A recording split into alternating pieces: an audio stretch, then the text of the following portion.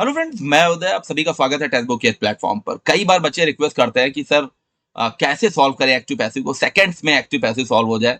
तो गाइस, आज इस लेक्चर को देखने के बाद आपके एक्टिव पैसिव का जो जो इशू है, जो फंडा है, बिल्कुल सॉल्व होने वाला है। और टीजीटी पीजीटी की अगर आप प्रिपरेशन कर रहे हैं, टीचिंग एग्जाम से जुड़े हुए कोई भी एग्जाम की आप तैयारी कर रहे हैं, TGT PGT, specially UP TGT PGT, D triple S B, EMRS, सभी की प्रॉब्लम सॉल्व होने वाली है।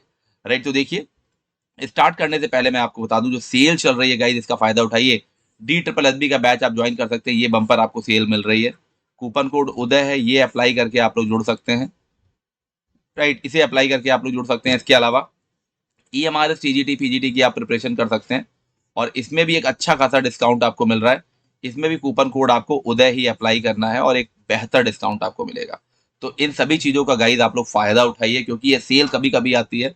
और इससे क्या होता है, एक बेहतर कंटेंट प्राप्त करने का, एक बेहतर कंटेंट मिलने का जो जो हमारे पास चांस रहता है, वो मतलब आ जाता है जब सेल आती है। तो इसका फायदा उठाइए, वरना बाद में फीस बढ़ जाती है और फिर बच्चे कहते हैं कि सर मिला नहीं, क्या करें। तो फिर दिक्कत होगी बच्चों को। तो मैं चाह रहा हूँ ये बहुत बम्पर ऑफर है आपके लिए। और इंडिया के नंबर 1 प्लेटफॉर्म, टीचिंग प्लेटफॉर्म को आप देख रहे हैं इस समय। यहाँ पर सारा मटेरियल टीचिंग से रिलेटेड जो हमारी टीचिंग की टीम में दे रही है आपको, तो ये सारी चीजें आगे आपको मिलती रहेंगी। और बहुत सारे एग्जाम्स भी आने वाले हैं, तो इसका फायदा उठाइए। आइए हम लोग एक्टिव पैसिव में क्या आपको देखना चाहिए, मैं आपको बताता हूँ। देखिए, एक ट्रिक याद रखिएगा direct indirect active passive solve करते समय। जब हम एक्टिव पैसिव गाइस सॉल्व करते हैं, जब हम एक्टिव पैसिव सॉल्व करते हैं, तो याद रखिएगा वर्ब्स चेंज नहीं होती हैं। यानी टेंस सेम रहता है। टेंस क्या रहेगा? सेम रहेगा। आपको सारा सेंटेंस नहीं रटना है, सारा सेंटेंस बिल्कुल भी नहीं रटना है। यानी अगर एक्टिव क्या है, केवल आपको वर्ब देखनी है, और वर्ब का मतलब ही टेंस होता है।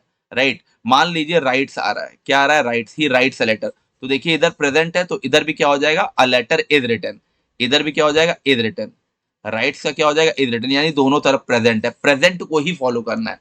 डायरेक्ट इनडायरेक्ट में इसका उल्टा होता है, वहां वर्ब चेंज हो जाता है। इज एम आर का वॉज वर्ब हो जाता है। हैज हैव का वहां हैड हो जाता है। मान लीजिए एक्टिव पैसिव में is am are plus I N G आ रहा है एक्टिव में, तो पैसिव में क्या हो जाएगा? इज एम आर तो आएगा ही। पैसिव में भी क्या आएगा? इज एम आर आएगा, आईएनजी आएगा। वो बात अलग है कि बीइंग के रूप में आता है। किसके रूप में आएगा? बीइंग के रूप में आएगा। और वी3 तो सब में रहता ही है, तो कॉमन है, उसे देखने की जरूरत नहीं है।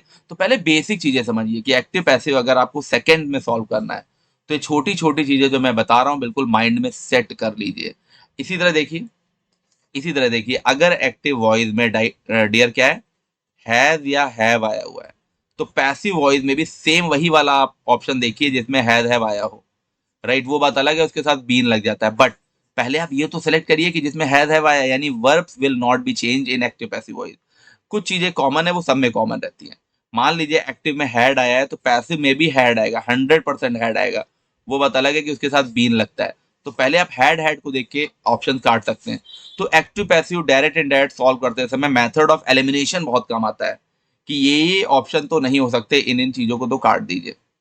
राइट, सपोज करिए लिखा हुआ है, क्वेश्चन लिखा हुआ है, Vinay Vinay has Vinay has written a letter. अब इसका पैसिव बनाना है, तो देखिए 4 ऑप्शंस आपके पास हैं। Option A, a letter is written. A letter is written by Vinay. A letter is written by Vinay. B, a letter had been written by Vinay. C, a letter was written by Vinay। And D, a letter has been written by विनय। तो देखिए कितना आसान है, चीजों को eliminate करिए। तो इस वाला तो पहले ही कट गया, क्यों? क्योंकि ऑप्शन में तो हैज आया है।